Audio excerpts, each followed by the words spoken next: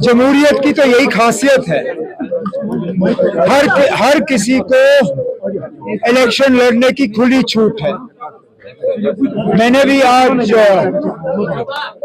Indian express अखबार के जरिए ये खबर पढ़ी कि शायद जमाते इस्लामी जो ये कोशिश कर रही थी कि उनके ऊपर लगाई हुई बैन जो है वो उठे, और बैन उठने के बाद वो अपने नुमाइंदे इलेक्शन में उतारने की बात कर रहे थे। बदकिस्मती से इलेक्शन ब्यूगल बजने से पहले उनके ऊपर लगाई हुई बैन उठी नहीं। आज अखबारों के जरिए ये खबर आई है कि शायद वो अब इंडिपेंडेंट जो है कैंडिडेट्स उठाएंगे।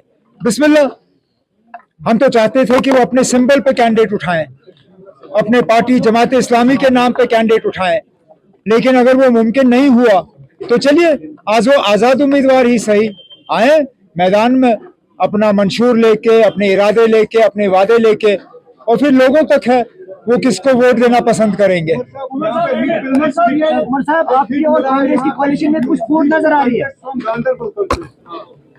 मैंने तकरीर में इसके बारे में बात की। मैं अभी इस पे और ज्यादा बात करना मैं नहीं पसंद करूंगा।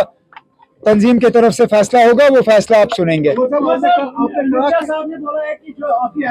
किसने कहा?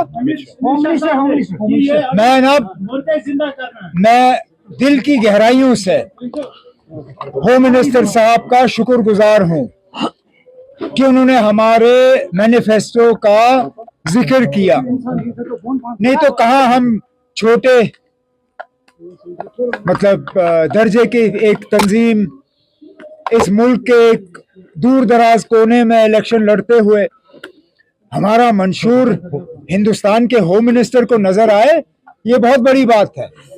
मैं तो बहुत शुक्रगुजार हूं कि उन्होंने जब हमारे मंशूर का नोटिस लिया तो उन्होंने मजबूर किया उन लोगों को जो आज तक हमारा मंशूर पढ़ने के लिए तैयार नहीं थे, उन्होंने भी हमारा मंशूर पढ़ा। अफसोस की बात यह है कि होम मिनिस्टर साहब को हमारे मंशूर में एक ही पैराग्राफ नजर आया, और कुछ ऐसी बातें भी होम मिनिस्टर साहब ने की जो हमारे मंशूर में कहीं है ही नहीं, जिस तरह नाम बदलने की बात।